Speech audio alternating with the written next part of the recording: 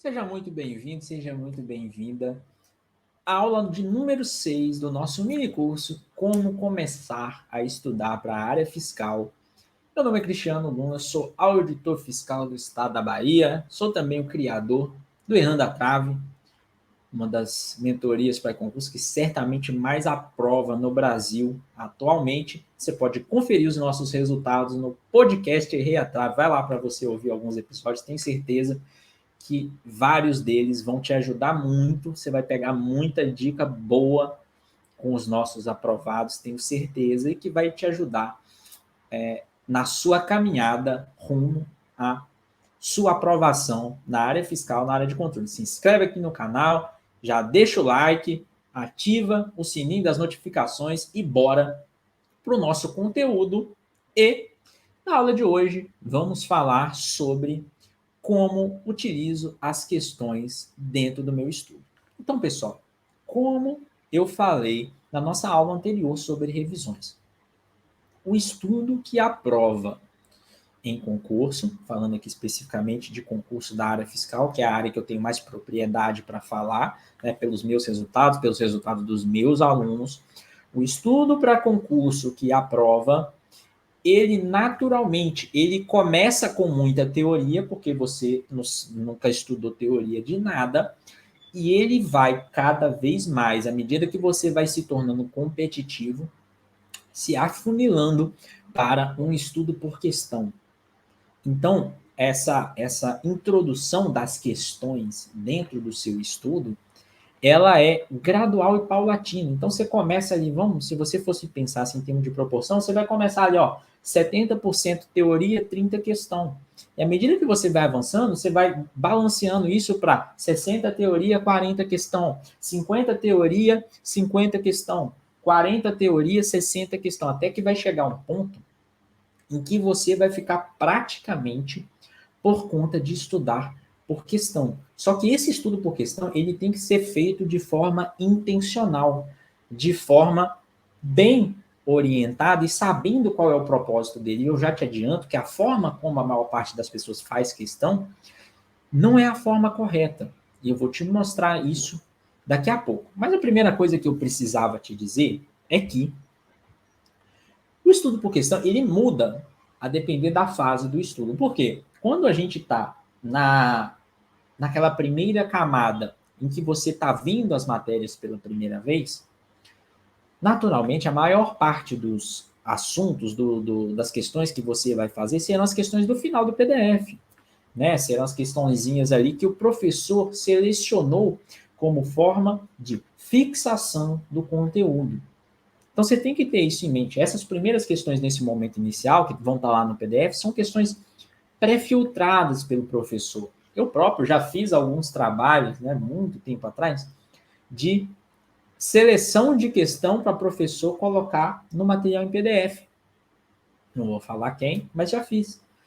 E aí o professor, ele me dava aquele comando, assim, olha, questão polêmica, você tira. Questão confusa, você tira. Questão que a banca faz uma loucura aqui, você não coloca nesse momento. Então, você vai ter aquelas questõezinhas ali que são questões assim, padrões, são questões que não tem grande divergência, não são questões problemáticas.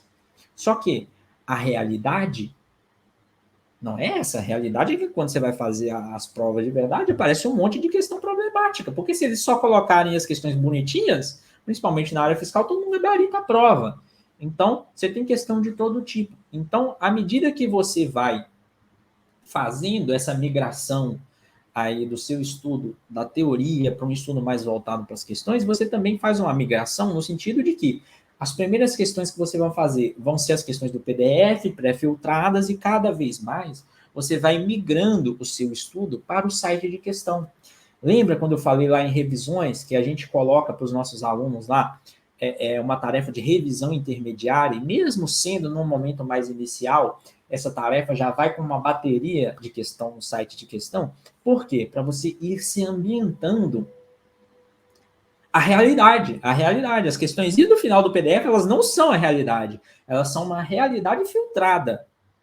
As questões do site de questão essas são a realidade. Ali estão todas as questões. Não tem pré-filtro nesse sentido de eliminar as questões confusas, as questões problemáticas. Então, você tem que saber disso, né? E eu já faço questão de dizer isso porque, assim, não é raro você ver o aluno que, quando ele sempre fez as questõezinhas do PDF, quando ele migra para o site de questão, ele assusta.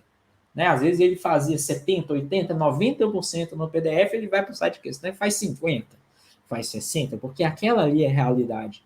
Então, eu faço questão de ir, assim, meio que introduzindo essa realidade para o aluno aos poucos. Então, o seu estudo por questão inicial é um estudo meramente de questões para fixação, são aquelas questões do final do PDF. Nesse sentido, você está estudando em pré-edital, você está vendo as matérias pela primeira vez. E aí, vamos supor que você finalizou uma matéria. Olha, já acabei direito tributário, estava fazendo dessa forma, como o Luna me ensinou. Eu estava estudo a teoria da aula, eu faço as questões do final do PDF, estudo outra aula, faço as questões, estudo outra aula, faço as questões, e aí eu faço uma tarefa de revisão intermediária, em que eu reviso tudo e faço uma bateria no site de questão sobre aqueles assuntos todos, daquelas 3 primeiras aulas. E aí, chegou um ponto que eu finalizei direito tributário. E aí, o que você vai fazer nesse momento? Bom, nesse momento, você chegou no que a gente costuma chamar de camada 2 do estudo. Né? Essa camada de ver as matérias pela primeira vez é a camada 1. E essa camada 2 é o que eu chamo de camada de aprofundamento. Você ainda está em pré-edital, você não está estudando para fazer prova, para uma prova em específico ainda, porém, você já fechou a teoria. Então, o que você vai fazer? Você vai agora botar isso em prática. Isso que, cara, você vai cada vez mais se forçar a ir menos na teoria, a gastar menos tempo com revisões teóricas e cada vez mais você vai fazer resolução massiva de questão, agora 100% no seu site de questão, que a gente utiliza o TEC Concursos. Então, a mesma sistemática de blocos que você utilizou para fazer aquelas revisões intermediárias, você vai utilizar agora, né, dividindo a matéria em blocos. Vamos pegar direito tributário, você faz com a matéria, por exemplo, 6 blocos, e aí o que você vai fazer? Você vai revisar esse bloco de assunto e vai fazer uma bateria de questão sobre esses assuntos, né? E você vai fazendo isso indefinidamente, ou seja, você faz o primeiro bloco de direito tributário, revisão e bateria de questão, faz o segundo bloco, revisão, bateria de questão, o terceiro bloco, revisão, bateria de questão, o quarto, o quinto, o sexto, e você vai fazendo esse processo de revisão em blocos indefinidamente, até que saia um edital, e nesse momento provavelmente você já vai estar competitivo, você vai conseguir encarar o pós-edital e ir para a prova. Mas o principal aqui que você tem que ter em mente é o que? Você tem que ir cortando o tempo de estudo teórico e migrando o seu tempo para um estudo voltado para as questões. E aí, quando você chega no contexto que você vai para o pós-edital, aí o estudo por questão ele tem uma importância ainda maior. Sempre tem uma importância grande, mas no pós-edital ele tem uma importância determinante. Por quê? Porque em pós-edital, estando em pós-edital, pessoal, você já tem uma banca definida. Você já tem uma banca definida. E você focar nas questões da sua banca examinadora é a coisa mais potente do estudo para concurso, principalmente nesse momento. Vou mostrar a minha tela aqui para compartilhar um fenômeno muito, muito importante que ocorre nesse momento com você, né? Nesse contexto que você já está lá no pós-edital. Né? O que pega, pessoal? Né? Costumo sempre dizer, concurso é um jogo de estatística e probabilidades. E quando você chega nesse contexto de pós-edital, você já tem a banca definida, isso aqui ocorre. Ó. A informação histórica, ela tem no mínimo 10 vezes mais chance de ser cobrada novamente do que informação inédita. Ou seja, uma informação que já caiu, ela tem muito mais chance de cair de novo do que uma que nunca caiu. Por isso, você focar nas questões da sua banca e não só fazê-las de qualquer jeito, mas fazê-las de forma a dominá-las. Ou seja, você faz o que a gente chama de fechar lacuna. Você entra na questão, Você observa tudo que foi perguntado ali e você não sabe. E tudo que foi perguntado ali você não sabe, você vai ao comentário da questão, vai ao fórum da questão, no site de questão, e você faz o domínio e fecha aquela lacuna. Você fazer isso reiteradamente é a coisa mais potente que existe para você performar em uma prova em específico, que já tem aquela banca dominada. Por quê?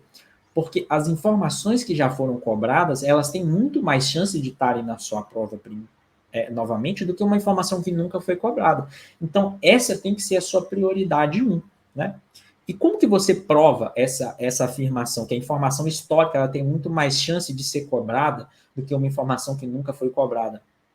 Basicamente, você vendo que as informações históricas, ou seja, o que já foi cobrado, você tem muito menos coisa que já foi cobrada quando você compara as possibilidades de cobrança. Ou seja, uma matéria grande, ela tem assim, infinitas possibilidades de cobrança. O que já foi cobrado mesmo é muita coisa, mas é pouco comparado a todas as possibilidades.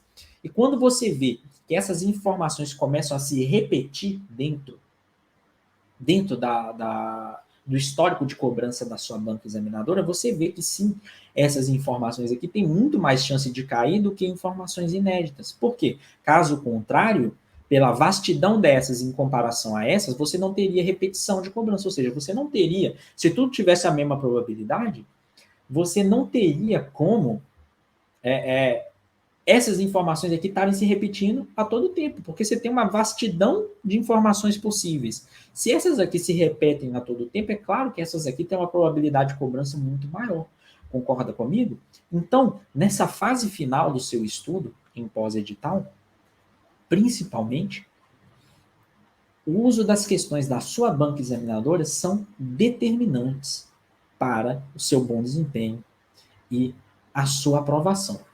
E algo que você deve estar se perguntando nesse momento é como eu utilizo tudo isso, como eu junto todas essas informações e como eu concilio o estudo de tantas matérias ao mesmo tempo. E esse é o tema da nossa aula de número 7, aqui do lado, e eu já estou te esperando lá, tá certo?